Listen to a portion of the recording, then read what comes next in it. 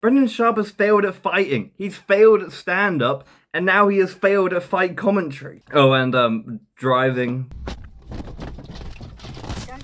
Podcasting. For me as a fan, you know, I'd love to see fight John Africa. I'd love to see fight Tyson Fury whenever that happens in France. Who the hell is John Africa? I don't even understand how this man can get out of bed each morning. Does he have some Wallace and Gromit contraption just to get him out? Just slips him right into the shadow of Joe Rogan that just rains down opportunities on him? But what I love in life, or what Brendan Schaub has taught me, is that if you get given something you don't deserve, you're bound to lose it. And Brendan, just being Brendan, just loses it in such a roastable way. As if his life is paired up with this humiliating force of fate at every turn. I mean, how do I even describe it to people who don't know Brendan? He's the kind of guy who pees in a public pool, then giggles to himself, and then suddenly a kid will swim by. Oh, Daddy, look how long I can go underwater for. Then him being some CTE rot brain just can't stop pissing like, oh, kid, bad water.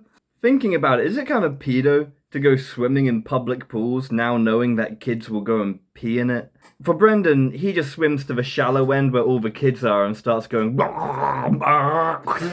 just filters it through his mouth. So I have like a checklist. I called Brendan what? A racist recently? And now a pedo. But it's in law that humiliating and roasting Brendan is a public service, so hey, you're welcome. Now, if you remember the Cat Williams saga. Joe got 6 comedians that never been funny. He want to push out. People are DMing me, go, he's talking about you. You've been on there more times than anyone. I went, I'm not on there for comedy relief. I'm there for my fight science. There's no... The thing is, Brendan is notorious in the MMA community where it was basically shown through analytics that he is objectively the worst predictor of fights. He is so bad. People vote on the opposite guy, and it's actually caused his fans to win money. They post on a subreddit after every UFC card, like, look how much I earn. Hence the Brendan Schaub curse. If he wants you to win or thinks you'll win, damn. But recently, George Masvidal started this bare-knuckle MMA company, and he needed a fight commentator. Instead of hitting up or hiring, I don't know, MMA guru. Good 2 from Jalen. Wobbles Bobby bad, and he's out cold badly. Fucking ref, he's dead, you fucking idiots. Ref, stop the fucking fight, ref, he's out cold. Or some notable upcoming MMA commentary guy. He hires Brendan Schaub. And we know why, right? He did it so he might go on Joe Rogan's podcast and bring it up. Let's be honest. It's not like he got it for his own talent. He can't talk. Can you grab extra glasses too? You haven't tried the tiger thing. Thank you. No. It came It's out. a mass production. What's coming out? And what's even better is like they're going, he's an ex-fighter and comedian. He is Mr. Brendan Schaub, former UFC fighter, commentator here this week in Orlando, Florida. Inbred, comedy career, anything? Yeah, I mean... Because his resume, I guess, is okay on the surface, but it's humiliating when you look into it, and they're just using it to highlight him. Like, if they were being serious, right, you'd be like, so you had 2 of the most unfunny 1 out of 10 star stand-up specials that have ever been released, and your fighting career ended after a humiliating put-down by Joe Rogan? Glad to have you here, mate. Like, it's so ridiculous. This is why I kind of cover Brendan Schaub. I can't get enough, because once you know about it, and you realize of how much of an embarrassment he is to a level that just can't be described or replicated, you know that when they're like, oh, ex-fighter comedian, you're like, you're trashing him. You're trashing him for me.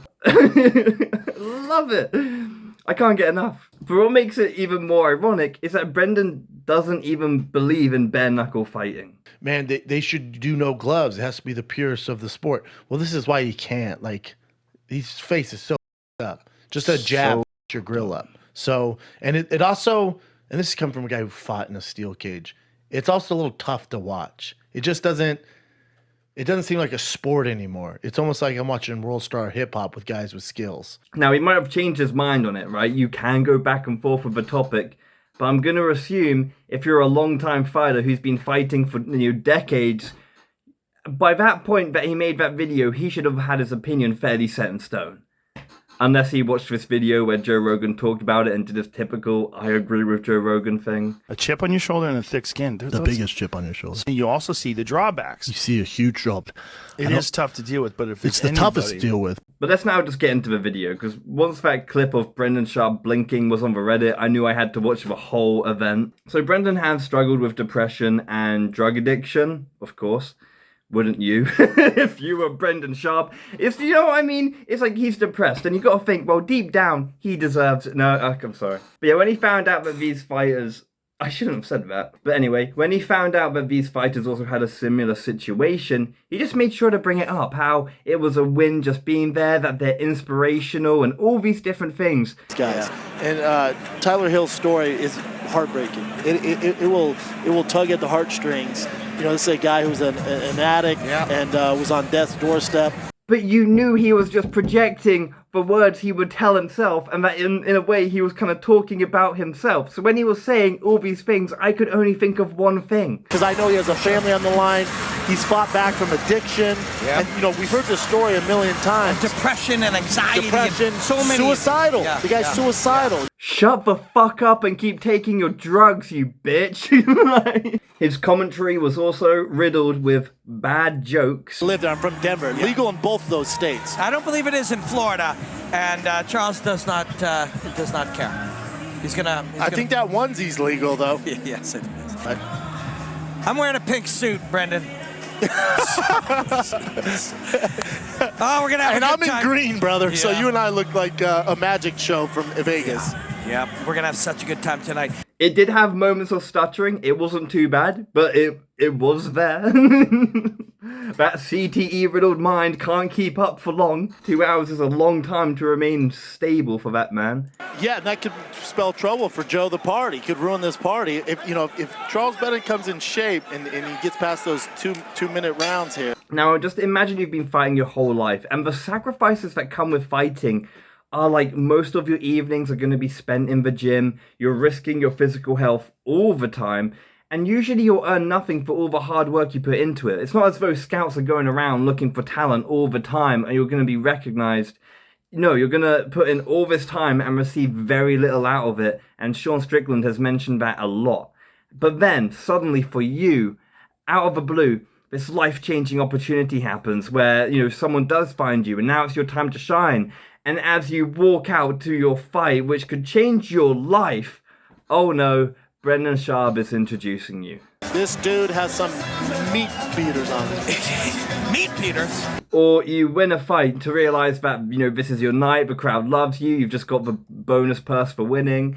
You know, it's very life-changing. And at this very moment, you know, your dream is becoming a reality.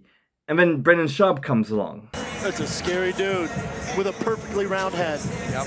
There was also an excessive use of the word bud. No, that ain't it, bud. Keep raining down those elbows, bud. And he also said, you know, I like it, we're going over Brendan curse right now. He also said the first fight would be entertaining. And what I loved about it is that it turned into the most boring fight. He can't even predict if a fight will be good or not. But the real highlight was how Brendan met a fighter who wasn't rich enough to fly his family out to the event. So Brendan, just to be fair, because he has respect for fighters, so he just stepped in and said, yo, let me fly your family out so they can actually see you perform. Which of course was mentioned in the commentary, in the interview, you name it. Brendan's like, don't even mention it. Don't even mention it. And you might think this is a W for Brendan, but you're forgetting about the curse. Brendan Sharp paid for this man's family to watch him get humiliated, taken to the ground and getting pounded as Brendan is going, you gotta stand up. In our main event. Pick up, go. Yeah. He has a window there, and he's complacent with staying down here, which driving me nuts. Whoa. It was brilliant. Like, oh. The whole thing was just brilliant in my eyes. Like, I loved every second of it. But I don't understand it, right? Because his fans are going, man, this is your calling, Brendan. You were amazing. Like, please break that down for me. Explain how you got to that conclusion, because I'm laying out all the evidence on why he was trash, and at times why the curse would, I don't know how the curse would come into play. Like, what are you thinking in your own head? Can you not see reality and break down a situation? I'm going to have to do a review on Brendan Schaub's fans. I'm going to go on the Facebook, the Instagrams, and just find out what kind of people like this man. So like and subscribe for that, because I am going to do it. It's a public, if your profile is public, then I don't care. I'm naming and shaming you. Anyway, sorry it's been over a week. I've just kind of been busy with work and just going out, and I don't know, subscribing allows me to prioritize this more, and to be fair, more than anything, it kind of just justifies the time I put into these videos, because they're not just always off the top. I do put work into them.